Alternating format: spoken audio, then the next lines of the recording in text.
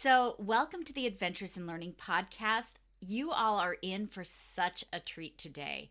I have two professors from Kennesaw State University on, and I am so excited about their work and the implications it has for early childhood and elementary school in terms of really making teaching exciting, hands on, and connected.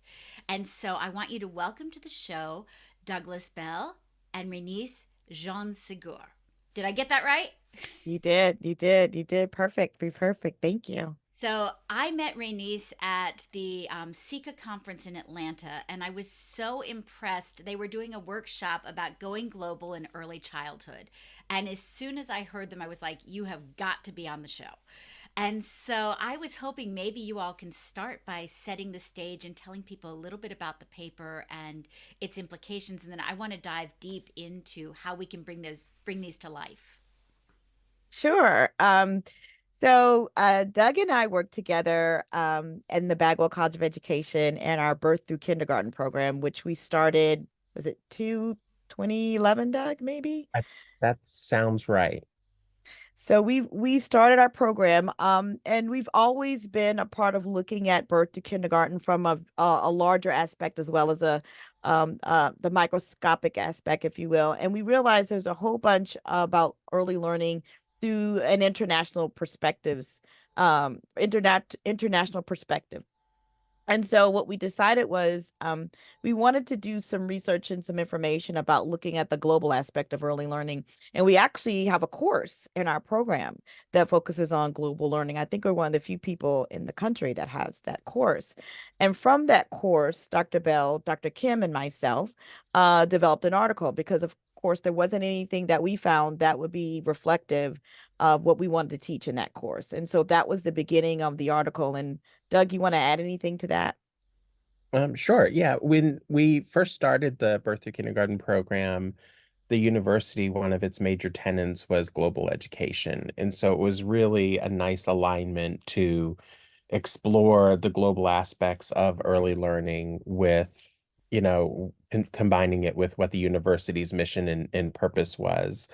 And, you know, each of us brings a really big strength to the Birth Through Kindergarten program and to this exploration of global concepts.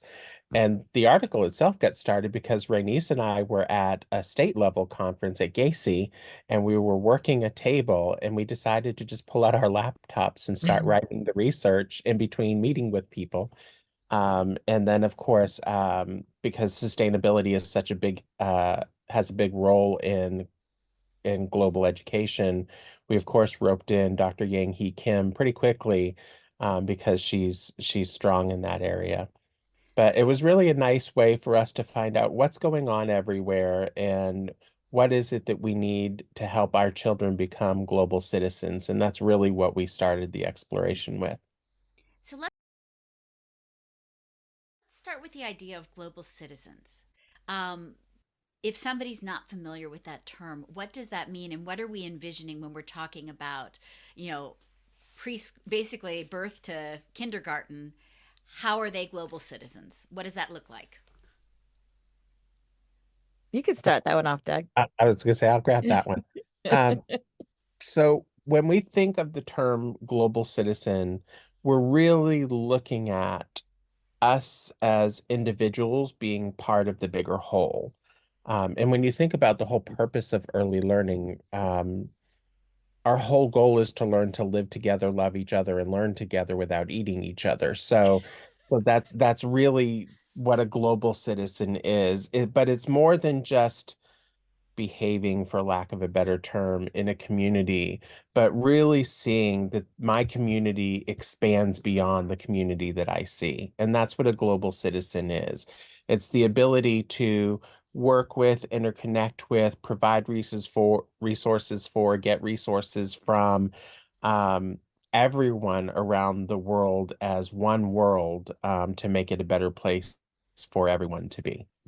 And it sounds like that notion really ties in beautifully to the work that Dr. Rudine Sims Bishop has done in terms of windows and mirrors and sliding glass doors.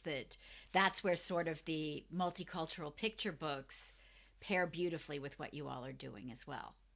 Yes, Yes, yes. And we've done some looking into that with some of our students, and looking at, and what I wanted to add to Doug's statement was a lot of people don't think children as young as infancy have this capability.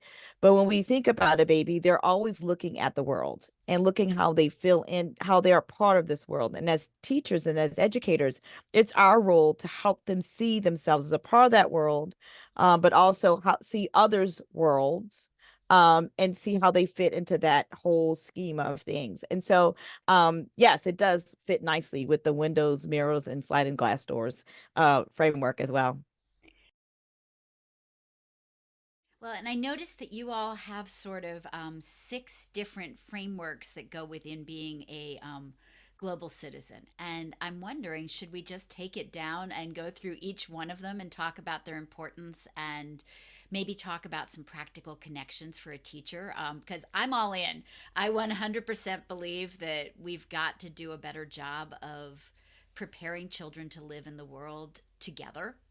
And I know that when we talk about the 21st century learning skills, we're talking about, collaboration, critical thinking, communication, and creative problem solving. It starts in early childhood, it starts with the littles.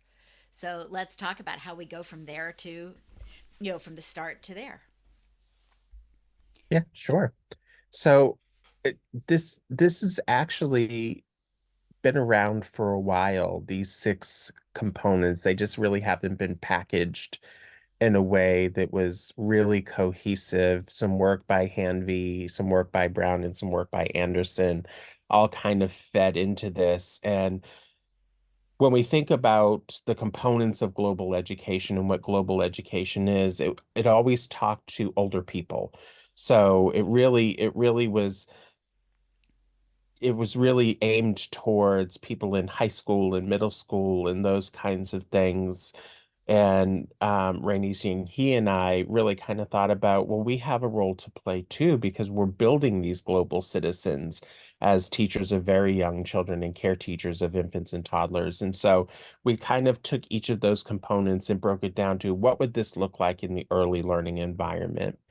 And so the six, just as a very fast overview, the six components are perspective consciousness, cross-cultural awareness, state of the planet awareness, systems connections, utilization of technologies, and options for participations. And what we found in our research is each one of those are isolated things that we can teach in the classroom, but they also interconnect and build on one another, so that you can build a full set of global competencies. So here's a question then. Let's paint a picture.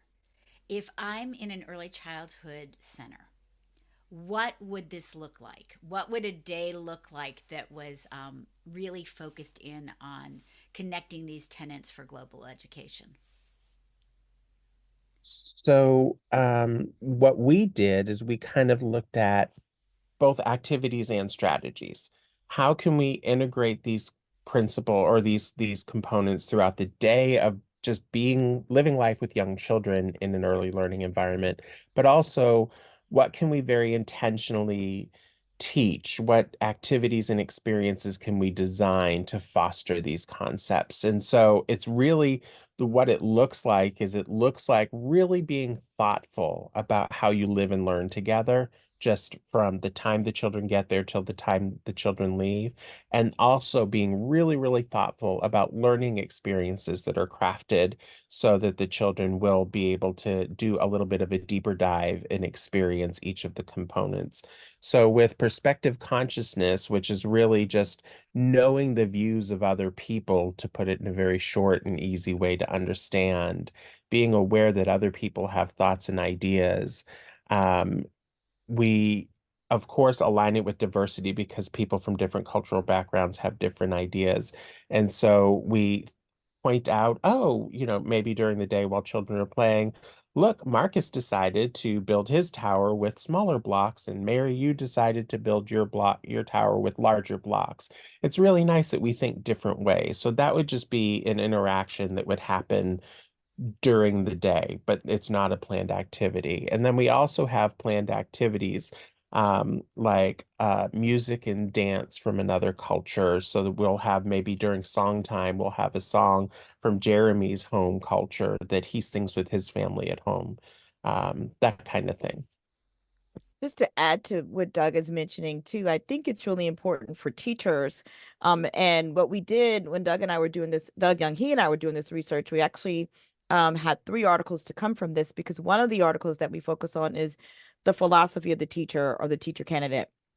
And when you go in to build this classroom or create this classroom, looking at these 6 concepts, it's a mindset change, it's a paradigm shift. But you have to have that philosophy as a part of your school in order to make this happen. And as Doug mentioned, looking at perspective consciousness, what does it mean to look at someone else's world, and how do we bring that in? How do we include our families in this process? All of that is a conscious um, action that you have to take as a part of a preschool or early learning center, and including the site director and your curriculum specialists and your teachers and your custodians, and everyone is a part of this, so that they can actually see that this is something we celebrate and we believe in. And so going to the next one about cultural awareness, it connects to perspective consciousness. So not only do we see other worlds, but what is our world? How do we define ourselves, and how do we fit in this world? And that includes the teacher, that includes the custodian, that includes the director, that includes the parent, that includes someone that might be a visitor to the school. And how do we bring that to life? How do we help our children to know that? And so in the article, we have some activities, and we love to include children's literature because books do a great way of helping us to do this work. And so having that in the classroom is very important, and having different activities where the children can actually learn about themselves, but also the other children in the classroom and other people that may come to the classroom. Well, and you just said something that I think is really critical in terms of prepping the teachers, but not just prepping the teachers, involving the whole community in this work. And I think that with early childhood, that's one of probably the most neglected areas, is that support and that structure, that value. How do we change that culture so that our teachers are feeling valued and they have the training to be able to do this good work? Well, I smile because, and looking at Doug, because we both know that hard mountain to climb, that we've been climbing it for quite a while. But for me, I think one of the things is, as teachers, we have to own our professionalism, and know that we are the experts. We tell our students all the time, you are the child development experts. You know this work, like a doctor knows how to perform a medical procedure, or a pharmacist knows about medications. You know children better than anyone. You study children, you understand children, and you also study families. So we have to advocate for ourselves and know that we know this work, in particular, the brain development of young babies. But we also know what's best for young children, and we have to advocate for that, and celebrate that and promote that, and communicate that to everyone. I think that's so important in this work, because a lot of times people are still thinking that we aren't professionalized, and I think that's important for us to say that we are for professionals in this work, and we study this craft and we know this craft. And then also have our administrators to also support that and recognize that and celebrate that as well. Doug, do you want to add something to that as well?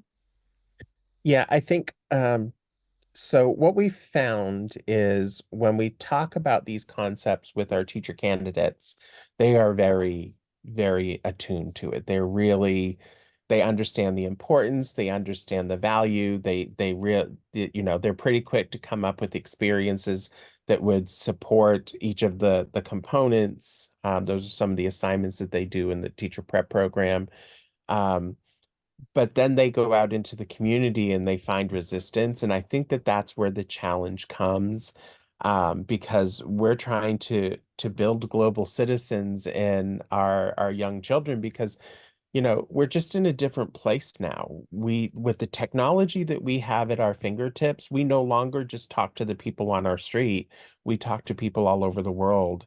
and that's a skill set that is a needed piece of communicating in our world for commerce.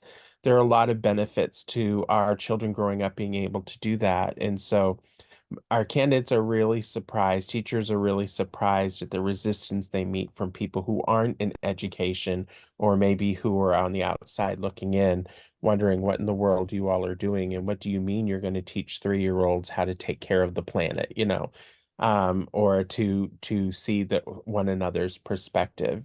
Being nice to each other is pretty well accepted by the community, but when you go just a little bit deeper about being fair with each other, that that creates all sorts of conversation. Well, it sounds to me like that's those conversations. And I know, speaking from somebody who ran a preschool as well, you kind of wonder what happened to the parents' early childhood experience. Did they get this same experience? And you're right, you have to advocate for yourself. Absolutely. So we've talked about perspective and cross-cultural awareness, and both of those are so important, and I would imagine are sort of the foundation for everything that comes next. What else is included? So, state of the planet awareness, and I like our little subheading that we use. It's our Earth, let's take care of it. Um, I can't remember who came up with that. It was probably Raynice because she's the genius of the group. But um, this is where we struggled the most with both practicing teachers because we took all of these to real classrooms and got ideas and shared thoughts with practicing teachers and pre-service teachers as we developed this work. And this was the one that got the most resistance with working with young children because they felt like it's too abstract an understanding to take care of things. But one thing that I have found personally in my work is if you ever wonder if something's fair, ask a 4-year-old. 4-year-olds know what's fair and not fair, and they can be pretty objective about it if it's not their situation. Now, when a 4-year-old wants the bigger piece of candy, that is the only fair result. But when he's helping two other people find out who gets the bigger piece of candy, they're much better at identifying what fair is. And that's kind of what taking care of the planet is it's making it fair for everybody so that we can care for our resources and make sure everybody has those resources to share for a long time. And what we found is we can put this in ways that young children do understand. And young children get a really important sense of agency and empowerment when we help them when we help them see rather that they're doing good for the people around them and for themselves. And so we've done little things like help them collect recyclables and help them plant gardens and plants make more oxygen. So we're helping the air to get cleaner. When we kind of give those descriptions and explanations, they get more buy-in. And of course, they're always willing to do the fun stuff, do the digging in the dirt and the planting of the Mhm. beans. And to add to that too, a lot of times when we think about these concepts, it doesn't have to be costly. When we use recyclable paper in our consumable areas, and when we do that kind of work, even crayons and showing how to recycle crayons, those are things that can be done instead of throwing things away. We recycle just a recycle bin and just using those words and those terms. It doesn't cost a lot, but it's something that we're teaching our children to appreciate the planet. Doug mentions in the article about adopting trees, adopting pets, adopting things that may not cost a lot, but we show respect to our animals that we see outside, and our bugs that are in the classroom that may just crawl in or whatnot. But just having those, letting that butterfly out the window, instead of if it came into the classroom, things like that is showing respect for the environment, and that's things that very young children grasp very easily. And so I think we can do that. Even our toddlers that pick up things and say, you know what, this needs to be thrown away, because toddlers are really good at picking up things. That's an example of respecting the planet and respecting each other and saving the planet. So those are little things that you probably do every day as teachers and don't even realize that you're really teaching that concept. I love that. Yeah, And one of the it's rules that I simple. had when sorry, one of the rules that I had when I taught 2-year-olds is if you didn't make it, you don't get to break it. And so that really helped them understand we don't pick flowers we didn't plant, we don't kill bugs that we see, and that just kind of garners that spirit of respect for nature. Well, and so much of that is the groundwork for kid scientists as well. You're fostering their natural curiosity, that natural sense of wonder and joy, but you're channeling it into a very practical way as you're connecting it to something bigger than themselves. Yes, yes. And that's a great point that you mentioned because a lot of when we talk about science and young children, we're thinking about stethoscopes and beakers and thermometers. And science in young children is so natural. They're naturally born scientists. And the whys and the focusing on the small details of an insect or digging in the mud and looking in the mud, which some teachers may feel it's fearful because they may get dirty, but that's actually exploring and understanding how do I make this is a part of that natural scientific process. So that's a great point. Yeah, one of the things I used to love doing with kids in the classroom is we had hula hoops and we would take them outside and the kids would put them down on the playground and I gave them each a microscope and or not a microscope, a magnifying glass, and they would literally sit there and observe their hula hoop and we would make lists of all the things that they saw and discovered, and it's amazing what you see when you can zero into a bug's eye view. And you're teaching observation, you're teaching scientific processes, you're doing that, but you're doing it through that wonder and discovery and play. Yes, yes, yes. Absolutely. And a close look for young children, they're really good at it. If you just give them the moment to do it. One of the things that we find working with very young children is adults are very, very much in a hurry. We want Yep. things done quickly. And in order for them to really get the most out of a moment, we have to slow those moments down. So by handing them a hula hoop and a magnifying glass out on the playground or in the yard, we're slowing things down because we're sending the message, take a look and tell me what you see. And adding that tell me what you see part builds interconnectedness between the learner and the guide. And it also creates a stage where we're learning together, which is part of that respect that we talked about. We're all kind of here together learning, and that really helps children to get buy-in to support and sustain their environment. That makes a That's a lot of that's sense. Go ahead, Renice. I'm sorry. no, no, no. I was going to say that's a great segue for our next concept, which is systems connectedness, and how we all are part of one system. And of course, this comes from Bronner's theory, but also coming in and understanding why we are all together and how we all come together. We work together, we live together, we breathe together, and we play together and learn together. And so that's one of the things that we help our children to understand that we're a part of this big, larger community, and that we need to understand how to live in it and respect it. So for other children. And so we do have activities in that article to support that as well. What would be some examples of how you would build system connectedness? Do you want to start, Doug? You want me to start? Yeah, I'll start from a programmatic environment. My candidates always fuss at me. What the heck is a programmatic environment? The programmatic environment is everything that goes on within the walls. It's the stuff you can't visibly see. It's the atmosphere, the routines, the schedule, the interactions, the curriculum. But from a programmatic environment perspective, it starts with the idea that we belong to each other, right?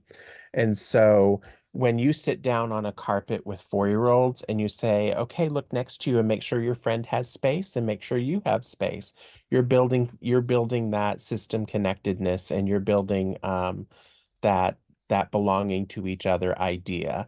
It's in the way that we talk to each other. It's in the way that we notice things. When we point out that somebody picked up a toy and that was helpful because now we can walk safely together.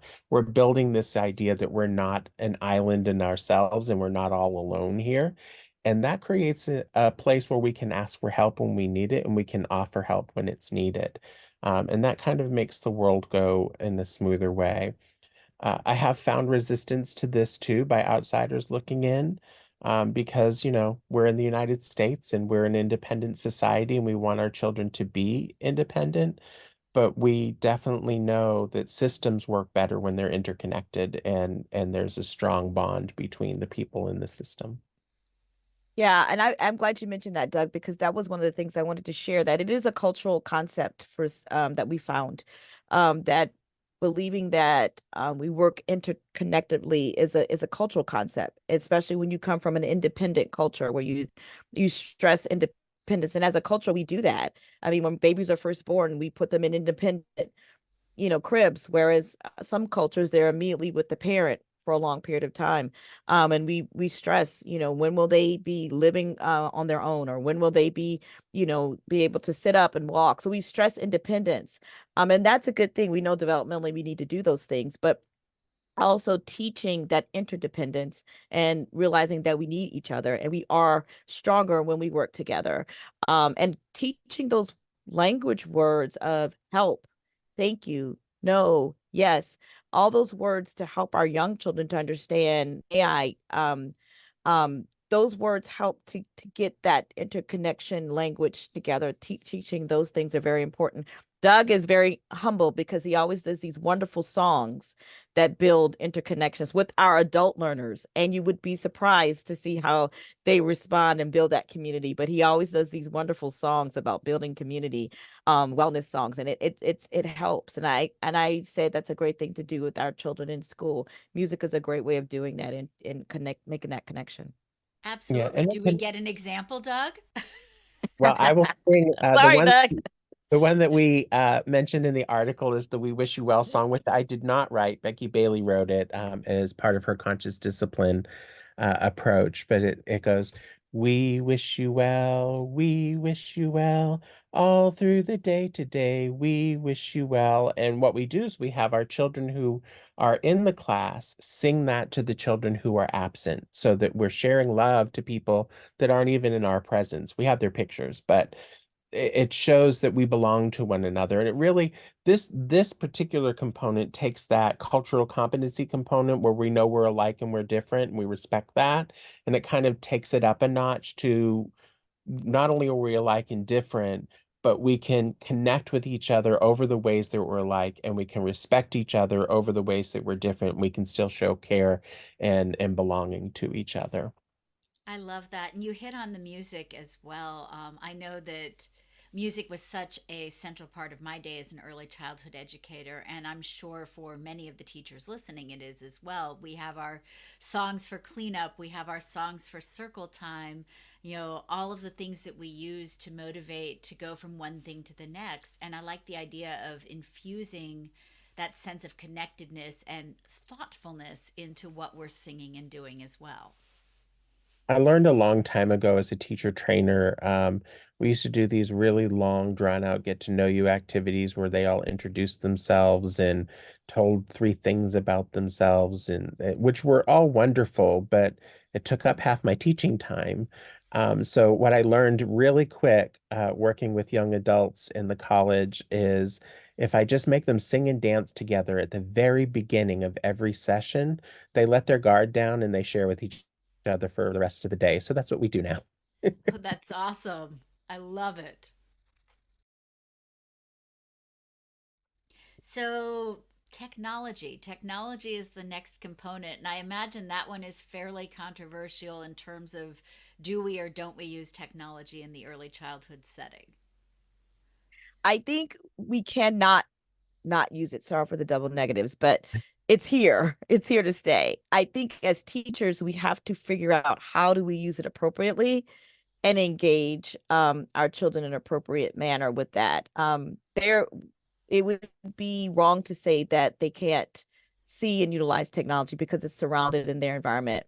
But I think it's really important, and this is where including families, including the other people that are engaging with children, to let them know how to use this appropriately. When we start talking about global connection, technology is amazing for this. Utilizing Zoom and some other um, web-based interconnection area media helps our children connect with grandparents, other family members, aunts, uncles, cousins that are live around the globe. So using that effectively is helpful in building that systems connection, connectiveness, and also understanding others' perspectives. But we also have to be careful in that it doesn't become something that hinders a child from learning about the world and is just sitting in front of them as a, for lack of a better word, babysitter. So we teach our teacher candidates how to utilize technology effectively with young children. We also talk about that screen time and how much a child should and should not have for their brains and for their development, but also utilizing technology as that medium to help build connectiveness among others and with others, and share some ideas of doing that, such as, connecting with the grandmother that's, maybe in Africa or Asia or Europe or one of the countries in those continents, or just in the United States in another state. And then what are some things that you can do to build perspective, and understand? Maybe they could be sharing a recipe or cooking together, utilizing that technology. But what another way that we use it is we also like to talk about pen pals and having friends in other centers, possibly, if that's possible, or other areas where they actually do some pen pals as another way that we do it. And Doug, you want to add? Yeah, sure. Definitely the pandemic really shifted our awareness of technology and its power, right? And in with young children, I completely agree with Raynice. It's here, and we're just going to have to find a way to integrate it in ways that are responsible, respectful, and appropriate. Um, we don't we what we're finding is we don't really have to teach young children how to use technology. They know. What we do have to teach is the adults how to Mhm. guide that use, so that it is helpful and not hurtful. So I think Raynice, you came up with all of the best ideas that we've seen. It's so powerful when Wei Ming's grandma lives in China and he's able to Zoom to her during class time so that his class can meet his grandma and she can read a short story or sing a short song. Those kinds of things really help make the world a smaller place for young children so that it's accessible and reachable. And we have with technology, we go from no tech to low tech to high tech, right? That's the Right. continuum. And all of those are valuable. And we just have to make sure the most important thing with technology selection is it should be meeting our learning and social emotional goals. And it should be done in a way where the child is active in the technology use and not passive in the technology use. And I And love just the idea that you're centering the child in this. And Raynice, I love the idea of building connections, like making the world smaller. I think that's beautiful. I was also thinking that we're modeling as the educators how to use technology. And so that critical thinking, if you're trying to find an answer to something, how am I going to go about finding the answer? And so to be able to model and to demonstrate to children what it looks like to do a search for research and who's reliable, and we might go to Nat Geo, but we're not necessarily going to go to Reddit for this. Mhm, mhm, mhm. Yeah, um absolutely. Yeah, and just to add a little tidbit to this too, even with our children that have medical needs or can't come to school because of medical needs, Yes. technology has been extremely beneficial for them to connect with their peers and their friends at school. And so thinking about ways of utilizing technology in that regard, for our littles, sometimes it's just a wave or a hi from an iPhone to let them know that they're still engaged and connected, and it doesn't have to be a long thing. Or for our older children, it can be a game that they play utilizing technology while they're home and they're at school, of course getting parent permission first, but having that connection is great for not only the child but for the child that's ill, but the children that are in school as well. I am loving the fact that you all, within the Going Global, you've really got the kids, all kids, centered in their learning, and you're looking at adapting these things no matter what their circumstances are. And I think that's absolutely beautiful. So I think that probably segues beautifully into the last tenet, which was options for participation. Yes, Yeah. yes. Go ahead, Doug. Well, so for this one, we're really trying to help the children understand that we all have something to do, right? We all have a role to play in making the world a happy, healthy place for us to love, learn, and live. And so what we have done is we've kind of highlighted experiences that you can, with young children, help them to have that agency and almost activism, as we talked about a little bit earlier, to be really thoughtful about ways to make positive change. And we did name a couple of things, such as recycling and things like that. But this is easy. And we got a little bit of pushback from teachers on this too. Oh, that just sounds like a lot of work. But when we helped them look at their practices, they were already doing it. They were having people come in and do class visits to talk about important things. I remember when I lived in Florida, we had manatee specialists come and talk to our children, and they adopted a manatee.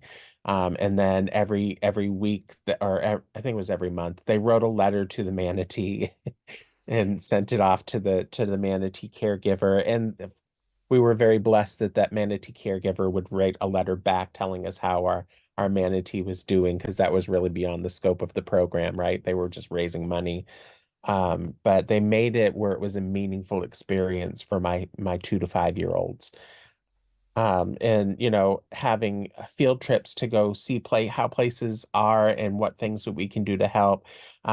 Food drives during November are very popular, canned goods drive, where they bring it in and they do counting experiences about how many cans they've collected, and they either video the dropping off the box, or if it's a close enough center or site, they can walk together to drop off the box. It's really about getting the children to understand that they have the power to make the change.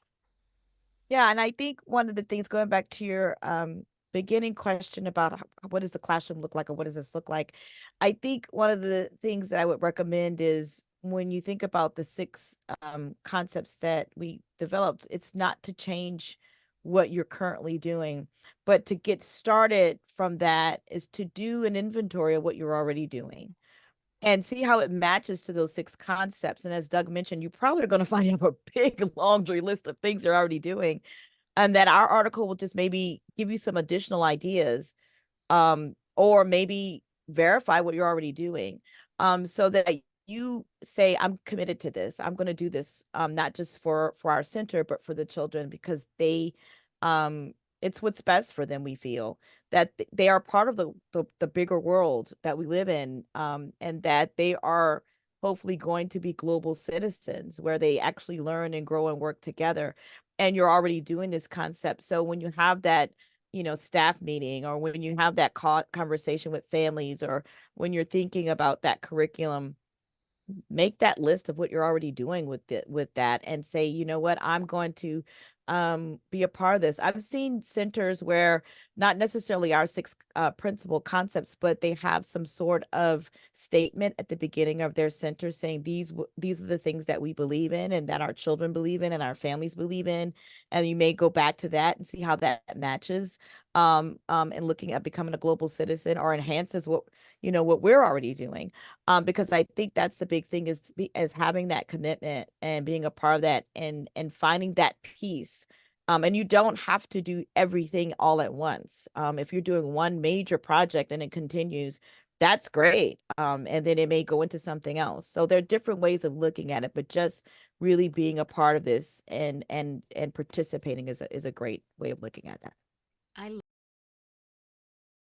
love that. And I'm going to drop a link to the article in the show notes so that people will be able to use that as the basis to start doing exactly what you said, that you don't have to make change on everything. Start with one thing, make that list, and surprise yourself with how many things you're doing. Because I think you're going to find, as you said, it gets back to that we're professionals, right? And we need to Right. own our profession. And we're doing so many of these things, but it's how do we add that layer of thoughtfulness and intention to the things that we're doing?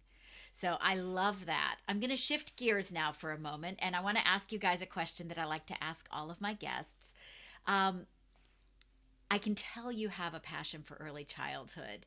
How did you get to where you are today? What were your adventures in learning that brought you to Kennesaw State? Oh, wow. Do you want to go I'll let first, Doug? you go first. Oh, okay. So I will say that I've always wanted to be a preschool teacher. As far, I think 3 years of age, as early as I can remember, which was very weird or different because everyone around me wanted to be a doctor or a lawyer or something else. But I've always wanted to be a preschool teacher, not just a teacher, but a preschool teacher. And so that was my pursuit all of the years. I'm originally from New Orleans, and so I went to college there, went to university, Xavier University there. And one of the few people that majored in well, quite frankly, I was going to major in special education in early child education, but my advisor wasn't in her office at the time. So the special education advisor was there and she advised me. So I got a degree in special education, but still got my certification at the time was called nursery. And decided I was going to teach a little bit. So I taught with 2-year-olds, my favorite, besides adults, my favorite age to teach 2-year-olds, and went to pursue my master's in human development and family studies with emphasis in child life, and still kept my foot in the door with very young children and play. And I knew this guy who's my current husband who was in Georgia, and he said, "You got to come out here." And so I came out here in 1999 and I've been here ever since. And when I came to Kennesaw State, there was not a birth to kindergarten program. So myself, along with my two colleagues, Dr. Loretta Howell and Dr. Emily Johnson, worked extremely hard to put this together with some other colleagues as well. And unfortunately, they moved on, and I stayed and helped build a program. And we found the wonderful, amazing Doug Bell, who I cannot tell you is just amazing. And very honored to work with him. And he came along, and that was it. Our program started rolling from there. And so I'm going to toss the ball to Doug. I'm blushing for you listeners. Um, I have a similar but different story. My very first day of kindergarten, I decided I wanted to be a teacher. I had so much respect for that teacher, and she just knew how to interact with us, and I just loved it. I went home and told my mother I want to be a teacher, and they spent the next 10 to 15 years trying to talk me out of that, as a family. And when I got into high school, there was a childcare vocational program that I joined because I figured I didn't know what grade level I wanted to teach, but I figured they'll do child development, and that's helpful for any teacher. And when I got there, I found home. The early years were the years that I loved, and so after I graduated, I went to technical school or a community college and got my 2-year degree in early childhood education and management. And I refused to go to big college until I could get a program that focused on actual early childhood. We only had elementary in my area at the time. And then I found they finally came up with a program, and I joined it. And then I went to Florida State for my master's because and my doctorate because I refused to get an early childhood degree that wasn't truly birth through 8. And my major professor, Dr. Charles Wolfgang, sat on a plane with some higher up here at Kennesaw State, and they got to chatting, and he found out that they were interested in starting a birth through kindergarten program. And he looked at me and he said, "Doug, you need to apply." And I applied and I fell in love. And now, even sometimes when they don't want me, I must stay. I can't imagine that, Doug. We Doug and our team, I have to say we have an amazing team. We do. Um and we work well together. We work very well together. We have an amazing team, and just very honored to work with Doug and our colleagues. Well, and the idea of having a birth to kindergarten program, that's rare and extraordinary, and probably need to duplicate what you're doing at universities across the country, because that's part of what you were saying about creating that culture of respect for the profession. But I honor you all for having created that. I think it's an amazing program. So, Thank very you. last question for the day. What brings you hope? Ooh, you go first this time, Doug. I want to think about this one. There are two things. Um, I call my candidates world changers, and I do that very intentionally. And what we find is, we kind of drag our candidates from childcare classrooms to the college classroom and tell them that they can do this. And by the end of the program, they believe us and they become world changers. And then the second thing that gives me hope is every time I interact with a little child that's under the age of 5, I realize things aren't as bad as they seem, and this person can make it better. So that's what gives me hope. Oh, I love that. And I have to echo Doug in that our students give me hope every day. I'm getting a little emotional thinking about some of our students, the things that they do, the Mm. things that they create, the things that they say. They're amazing. I know early childhood is in great hands with our students. They are world changers. And the things that they tell us every day and the things that they're doing, and that mountain we referenced earlier, they're climbing it every day and they are chipping away to try to make this a professional experience and a profession that we know it is. And so they do give me hope every day. And I have hope for young children as well and families. When I talk to families and their young children, I see them, I get hope because they do know in their heart what's best for children. Sometimes they just need guidance. And they come to us just to answer questions that they already know is the right answer. I think they just need validation saying, am I doing this right? Like, yeah, you're doing this right. Or this is a good thing. So that I do feel helpful about the future in both of those areas. Well, Raynice and Doug, it has been a joy to speak with you today. You truly are world changers yourselves, and I am so excited to share your article with our listeners. So thank you for joining me on Thank the you. Adventures in Learning. Thank Thanks for you. the invitation. Thank you.